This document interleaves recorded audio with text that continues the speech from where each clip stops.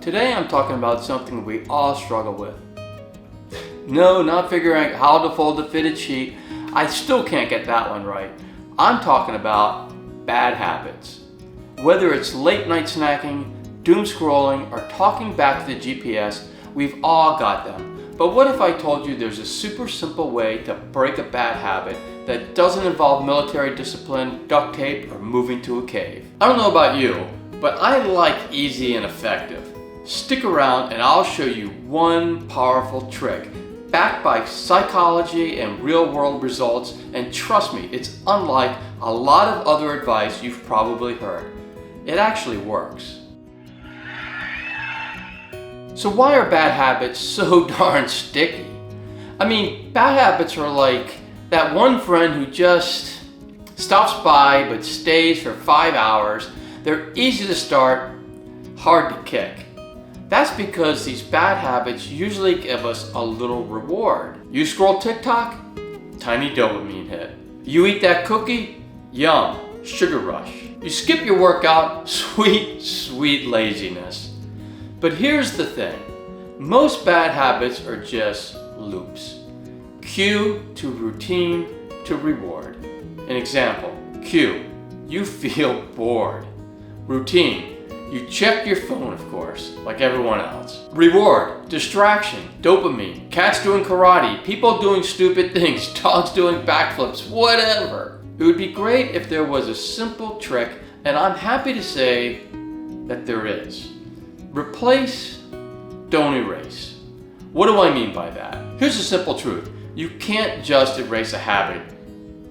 You've got to replace it. Trying to just stop a bad habit is like telling your brain, don't think about pink elephants. What do? You think about pink elephants, doing karate. Instead, you swap the routine with a better one that still gives you a little reward. That's the trick. Let's walk through an example. Let's say you're trying to stop late night snacking. Cue, you're tired or you're bored. Old routine is you grab chips. New routine, you drink herbal tea or go for a quick 3-minute stretch. Reward, you feel soothed and relaxed. The same emotional result, no crumbs in the bed. It's called habit substitution, and it's way more effective than trying to white knuckle your way to success. So let's go over a step-by-step game plan. Here's how to do it. Step 1, identify the cue. What triggers the habit? Boredom, stress, just that it's 3 p.m.? Step 2, notice the reward. What are you really getting from the habit? Relief, excitement, a break? That brings on step number 3. Simply find a healthy swap, pick something quick, easy, and rewarding. Stress eater, try deep breathing or journaling. Phone zombie, try 60 seconds of stretching. Social media addiction? Okay, that's a tough one. Maybe replace Instagram with healthyflistyle videos on YouTube, preferably from this channel. Just saying. So subscribe for more. Step 4 is repeat until it sticks. You're rewiring your brain, and that takes repetition and time. You didn't build your bad habit overnight, and you won't break it in a day either. But if you do this consistently, your brain starts to expect the new routine. You've officially upgraded your life. Now don't take it too seriously. Also, don't beat yourself up if you mess up. Congratulations, that means you're human.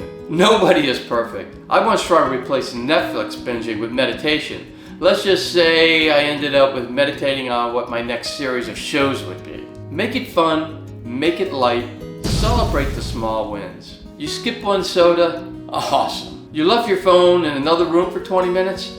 In today's measures, you're basically a monk. So that's the trick. Don't erase your bad habit, replace it.